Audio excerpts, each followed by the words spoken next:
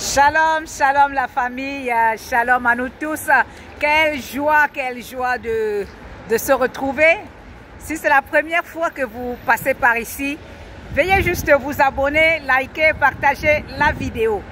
Bien-aimés, j'aimerais vous parler d'un accident pas comme les autres. Un monsieur avait décidé de voyager avec toute sa famille. Il était en prière, il priait donc et le Seigneur a mis dans son cœur de ne pas aller avec ses enfants, d'aller uniquement avec son épouse.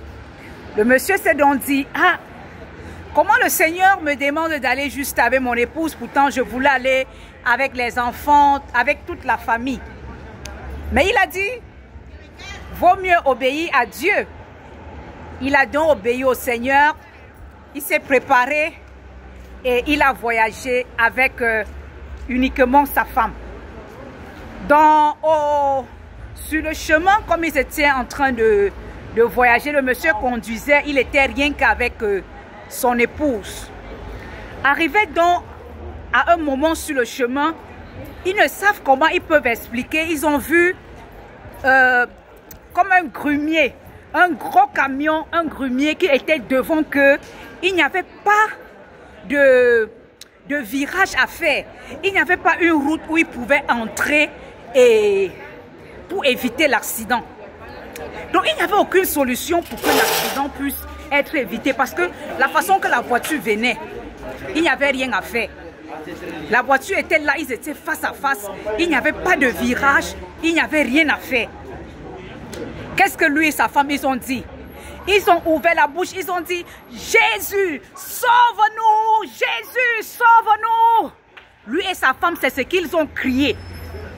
Bien-aimés, subitement, ils se sont retrouvés, donc en quelques minutes après, ils se sont retrouvés dans une brousse.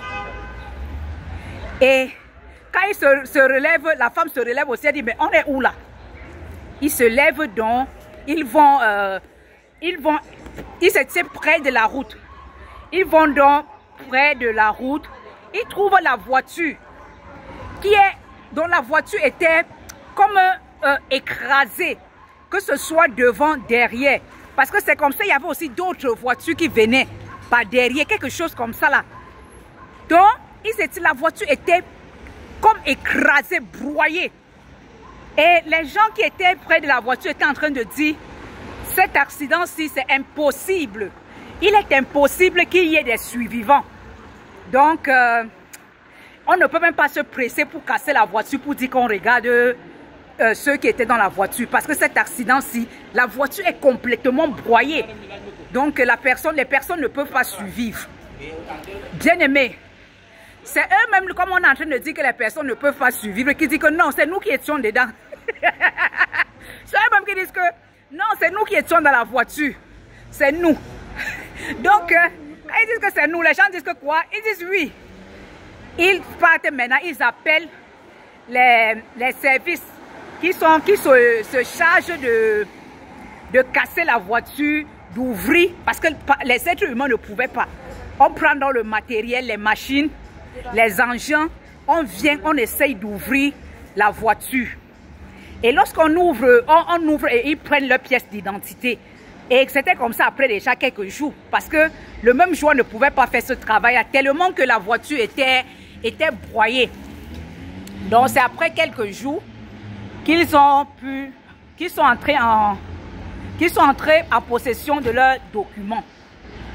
Bien aimés, j'aimerais dire à quelqu'un qui écoute, bien aimé, que le Dieu que nous servons, c'est un Dieu du surnaturel. C'est un Dieu pas comme les autres. C'est un Dieu de l'impossibilité. Par quel miracle pouvons-nous comprendre que ces personnes sont sorties sains et saufs de cet accident? Comment peut-on expliquer que ces personnes se sont retrouvées dans la brousse? Comment est-ce qu'on peut expliquer ça? C'est inexplicable, mais c'est un miracle que le Seigneur a fait à ses enfants. Eux, ils se sont dit, ah, c'est sûr que le Seigneur nous a demandé de laisser les enfants parce que le Seigneur savait que, nous on va dire, Jésus sauve-nous. Les enfants ne pouvaient pas parler. Mais c'est Dieu seul qui sait pourquoi il a demandé qu'il laisse les enfants. Donc c'est Dieu seul qui connaît toutes choses. Donc le Seigneur les a dit, laissez les enfants. Et c'est ça qu'on dit, en toutes choses, il faut obéir. Donc il ne faut pas marcher et ne pas avoir la relation avec l'Esprit de Dieu. Il faut rechercher cette vie de l'Esprit. Communiquer avec l'Esprit de Dieu, avoir une relation profonde avec le Seigneur, de façon qu'il te parle, il te dirige, tu veux faire quelque chose, tu pries, et dès qu'il te conduit, bien-aimé, vas-y. Parce que lorsque le Seigneur te conduit, il te dit, fais ça. Sache que quel que soit ce qui sera, lui, il sera là. Parce que c'est lui qui te donne le OK. Et on comprend ainsi que dans ce verset, on va lire Psaume 34, verset 16. La parole nous dit, les yeux de l'Éternel sont sur les justes et les oreilles sont attentives à leurs cris.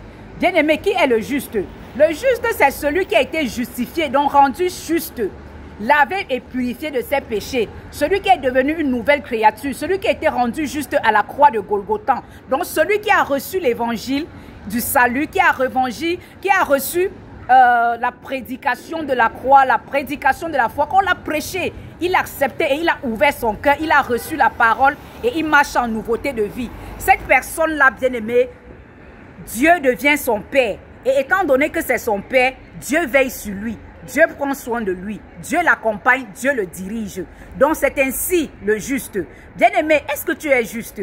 Si tu n'es pas juste, bien-aimé, c'est le moment de rechercher la justice au travers des prédicateurs, que ceux qui prêchent la parole, que tu puisses écouter qui est le Seigneur Jésus, ce qu'il a fait pour toi à la croix et que tu acceptes ce qu'il a fait pour toi.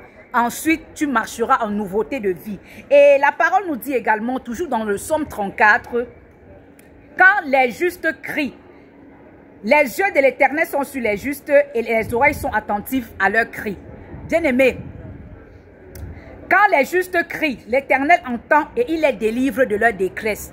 L'Éternel a entendu ces personnes et il les a délivrés de leur détresse. Bien-aimé, j'aimerais te dire aussi, toi qui traverses une situation difficile, n'aie pas peur. Sache que ton père, ton papa, il est fidèle, il te délivrera aussi. De la même façon qu'il a délivré ces personnes, de la même façon qu'il s'est manifesté, bien-aimé, il se manifestera également dans ta vie. Parce que c'est un Dieu qui est fidèle. Son nom s'appelle Fidèle. Son nom s'appelle Fidèle. Bien-aimé, à plus. Shalom.